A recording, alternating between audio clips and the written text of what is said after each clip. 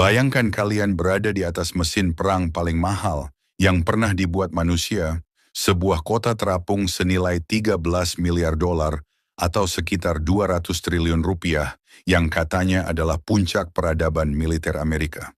Tapi, bukannya merasa bangga seperti di film Top Gun, kalian justru merasa seperti tawanan di penjara mewah yang toiletnya mampet dan musuhnya nggak kelihatan. Inilah realita pahit yang dialami para kru USS Gerald R. Ford.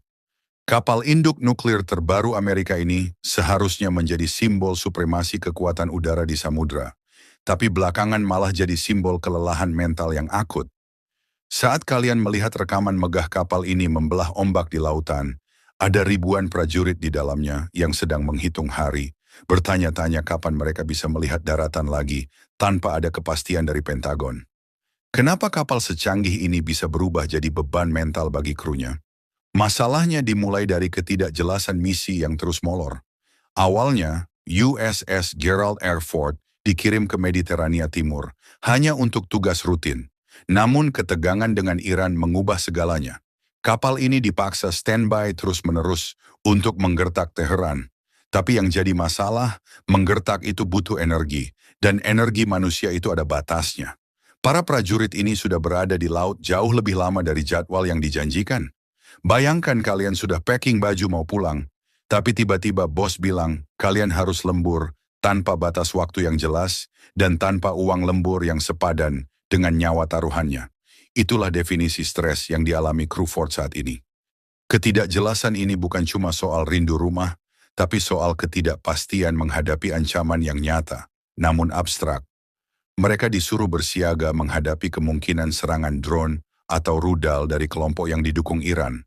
Namun di sisi lain, mereka merasa hanya menjadi umpan raksasa yang mengapung di tengah laut. Seorang prajurit sempat curhat secara anonim bahwa moral di atas kapal sudah mencapai titik nadir. Mereka merasa seperti pion dalam permainan catur politik yang tidak mereka pahami ujungnya. Dan lucunya, saat mereka diminta menjaga stabilitas dunia, stabilitas mental mereka sendiri justru runtuh.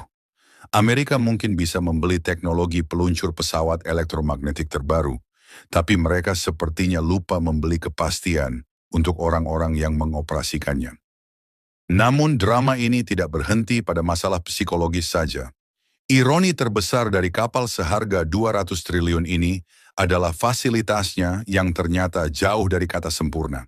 Kalian mungkin mengira dengan anggaran segila itu, toilet di kapal ini bakal berlapis emas atau minimal berfungsi normal. Faktanya, sistem sanitasi di USS Gerald R. Ford sering dilaporkan bermasalah. Ada laporan yang menyebutkan bahwa kru harus berurusan dengan toilet yang sering mampet massal karena sistem pipa vakumnya yang rewel. Bayangkan, kalian sudah stres memikirkan rudal Iran, tapi di saat bersamaan, kalian harus antri toilet karena setengah dari fasilitas di kapal mati.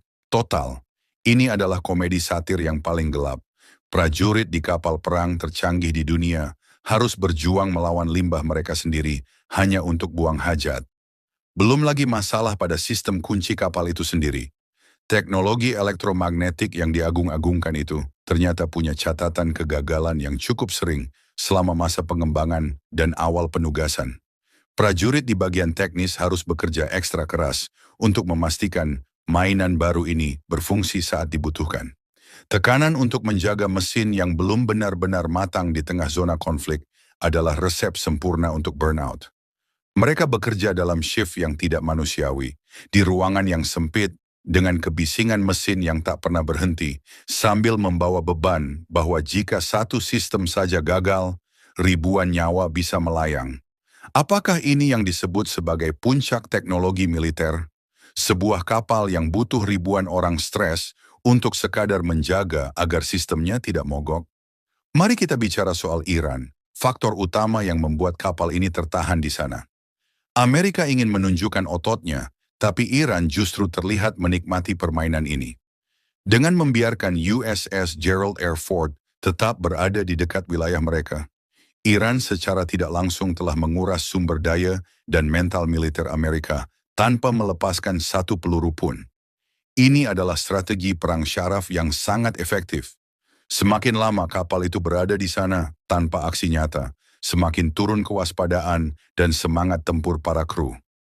Para petinggi di Washington mungkin merasa hebat dengan menempatkan aset strategis di sana, tapi mereka tidak merasakan bagaimana rasanya terjebak di dalam koridor besi selama berbulan-bulan tanpa melihat keluarga, sementara berita di televisi hanya berisi perdebatan politik yang tak berujung.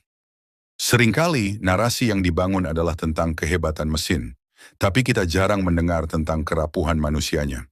Di USS Gerald R. Ford, rasio antara jumlah tugas dan jumlah personel yang fit secara mental sudah tidak seimbang. Banyak prajurit yang mulai mempertanyakan, untuk apa mereka di sana? Jika tujuannya untuk mencegah perang, kenapa mereka justru merasa seperti sedang disiksa dalam kedamaian? Perasaan tidak berguna ini justru lebih merusak daripada pertempuran itu sendiri. Dalam pertempuran, adrenalin memuncak dan tujuan menjadi jelas. Dalam penantian yang tak pasti, yang ada hanyalah pengikisan mental secara perlahan. Inilah yang membuat banyak prajurit akhirnya berani bersuara lewat jalur-jalur yang tersedia, mengeluhkan bahwa kebanggaan Amerika ini sebenarnya adalah beban bagi mereka yang menjaganya. Kondisi ini juga diperparah dengan kurangnya dukungan kesehatan mental yang memadai di atas kapal. Meskipun ada tim medis, jumlahnya tidak sebanding dengan ribuan kru yang semuanya mengalami tekanan serupa. Saat satu orang mulai retak mentalnya, itu akan menular seperti virus di ruang tertutup. Lingkungan kapal induk itu sangat kompetitif dan keras. Mengakui bahwa kalian sedang tidak baik-baik saja, seringkali dianggap sebagai kelemahan. Jadi mereka memendamnya hingga akhirnya meledak dalam bentuk penurunan performa atau yang lebih buruk, depresi berat. Kapal induk Ford yang seharusnya menjadi benteng pertahanan justru menjadi penjara emosional bagi mereka yang berada di dalamnya. Apakah Amerika belajar dari situasi ini? Sepertinya tidak dalam waktu dekat. Selama kepentingan geopolitik dianggap lebih penting daripada kesejahteraan prajurit, kejadian seperti di USS Gerald R. Ford akan terus berulang. Mereka akan terus membangun kapal yang lebih besar, lebih mahal, dan lebih canggih, tapi tetap dijalankan oleh manusia yang punya batas lelah.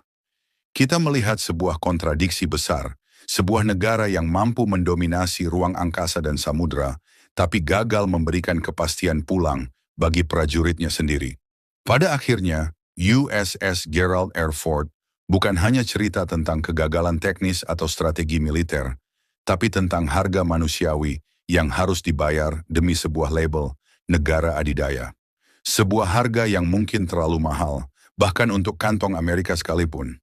Setelah mendengar semua kekacauan ini, apakah kalian masih melihat kapal induk sebagai simbol kekuatan yang gagah, atau justru sebagai bukti nyata bahwa teknologi tanpa empati hanyalah kaleng raksasa yang menunggu karatan?